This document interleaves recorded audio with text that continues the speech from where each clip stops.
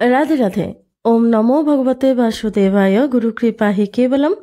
শ্রী শ্রী গুরুদেবের শ্রীচরণের কৃপার আশ্রয় নিয়ে আজ শ্রীমদ্ ভগবদ গীতা সাধক সঞ্জীবনী পূজ্য শ্রী স্বামী রামসুখদাসজির লেখা চতুর্থ অধ্যায়ের আজ 15 নম্বর শ্লোকটি ব্যাখ্যা সহ পড়ে শোনাচ্ছে। জয় রাধা বল্লভ, শ্রী হরিবংশ। আগের শ্লোকটিতে নিজে উদাহরণ দিয়ে পরবর্তী শ্লোকে ভগবান মুমুক্ষু ব্যক্তিদের উদাহরণ দিয়ে অর্জুনকে নিজ কর্তব্য কর্ম নিষ্কামভাবে সম্পাদন করতে নির্দেশ দিয়েছেন। বলছেন, এবং জ্ঞাতা কৃতং কর্ম পূর্বৈরপি মুমুক্ষুভি কুরু কমৈর্ব তস্মাত্তং পূর্বে পূর্বতরং কৃতম। অর্থাৎ পূর্ববর্তী মুমুক্ষুগণ এইরূপ জেনে কর্ম করেছিলেন, তাই তুমিও পূর্ববর্তীগণের দ্বারা সর্বদা কৃত কর্মগুলি অর্থাৎ তাদের মতো করো। ব্যাখ্যা। নবম শ্লোকে ভগবান তার কর্মের দিব্যতা নিয়ে যে প্রসঙ্গ করেছেন, এখানে তার উপসংহার করছেন। অর্জুন মুমুক্ষু ছিলেন, অর্থাৎ নিজ কল্যাণ চাইতেন, কিন্তু যুদ্ধরূপে প্রাপ্ত কর্তব্য কর্ম তার নিকট কল্যাণপ্রদ বলে মনে হয়নি, বরং সেটি ভয়ানক কর্ম মনে করে ত্যাগ করতে চেয়েছিলেন। তাই ভগবান অর্জুনকে প্রাচীনকালের মুমুক্ষু ব্যক্তিদের উদাহরণ দিয়ে বলেছেন যে তারাও তাদের কর্তব্য পালন করে কল্যাণ লাভ করেছেন। অতএব তোমারও তাদের মতো নিজ কর্তব্য পালন করা উচিত। তৃতীয় অধ্যায়ের 20তম শ্লোকে রাজা জনক প্রভৃতি উদাহরণ দিয়ে এই চতুর্থ অধ্যায়ের প্রথম দ্বিতীয় শ্লোকে বিবস্বান মনু ইক্ষ্বাকু প্রমুখের উদাহরণ দিয়ে ভগবান যে কথা বলেছিলেন সেই কথা এই শ্লোকেও বলছেন।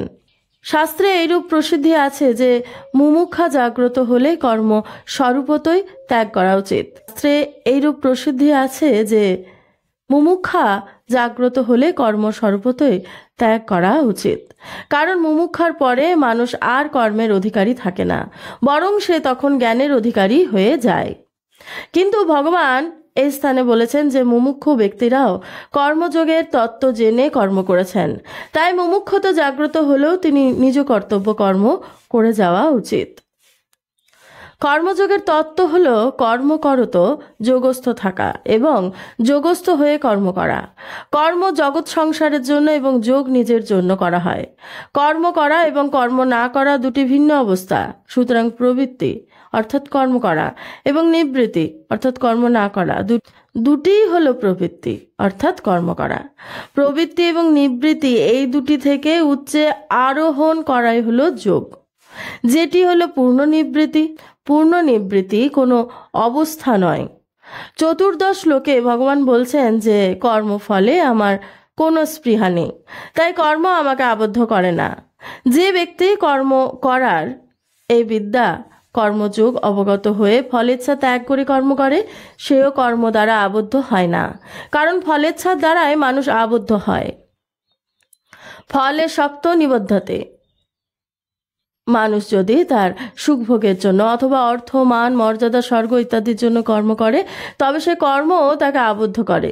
কিন্তু যদি তার লক্ষ্য উৎপত্তি বিনাশীল জগতের দিকে না থাকে এবং সে জগৎ সংসার থেকে সম্পর্ক ছেদ করার জন্য নিঃস্বার্থ সেবাভাবে কেবলমাত্র অন্যের হিতার্থে কর্ম করে, তাহলে সেই কর্ম তাকে আবদ্ধ করে না, কারণ অন্যের জন্য কর্ম করলে কর্মপ্রবাহ জগতের দিকে হয়, যার ফলে কর্মের সম্পর্ক দূর হয় এবং ফলেচ্ছা না থাকায় নতুন সম্পর্ক সৃষ্টি হয় না।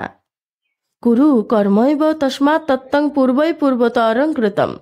এই পদটির দ্বারা ভগবান অর্জুনকে এই নির্দেশ দিয়েছেন যে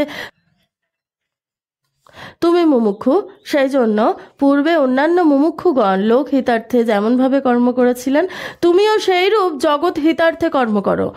শরীর, ইন্দ্রিয়াদি, মন ইত্যাদি কর্মের সামগ্রীগুলি নিজের থেকে ভিন্ন এবং জগতের সঙ্গে ভিন্ন। এগুলি জগৎ সংসারের এবং জগতের সেবার জন্যই প্রাপ্ত। সেগুলি নিজের মনে করে নিজের জন্য কর্ম করলে কর্মের সম্বন্ধ নিজের সঙ্গে হয়ে যায়। সমস্ত কর্ম যখন কেবল অন্যের হিতার্থে করা হয়, তখন কর্ম আর আমাদের সঙ্গে সম্পর্কিত থাকে না। কর্ম হতে সর্বতভাবে সম্পর্ক ছেদ হলে যোগ অর্থাৎ পরমাত্মার সঙ্গে নিত্যসিদ্ধ সম্পর্ক অনুভূত হয়, যা প্রথম থেকেই আছে। ত্রয়োদশ ও চতুর্দশ শ্লোকগুলিতে ভগবান জানিয়েছেন যে কৃত্যাদিভিমান এবং ফলেচ্ছা রহিত হয়ে জগৎ সৃষ্টিরূপ কার্য করায় তা তাকে আবদ্ধ করে না। ভগবান আরও জানিয়েছেন যে মুমুক্ষু ব্যক্তিগণ পূর্বকালে এইরূপ কর্তৃত্বাভিমান ও ফলেচ্ছা ত্যাগ করে কর্ম করেছেন, কারণ কর্তৃত্বাভিমান এবং ফলেচ্ছা থাকলেই কর্ম বন্ধনকারক হয়। অতএব তুমিও সেইভাবেই কর্ম করো। জ্ঞান যোগে প্রথমে কর্তৃত্বাভিমান ত্যাগ করা হয়, পরে সতই ফলেচ্ছা ত্যাগ হয়। কর্মযোগে প্রথমে ফলেচ্ছা ত্যাগ করা হয়, পরে সহজেই কর্তৃত্বাভিমানের ত্যাগ হয়ে যায়। রাধে রাধে।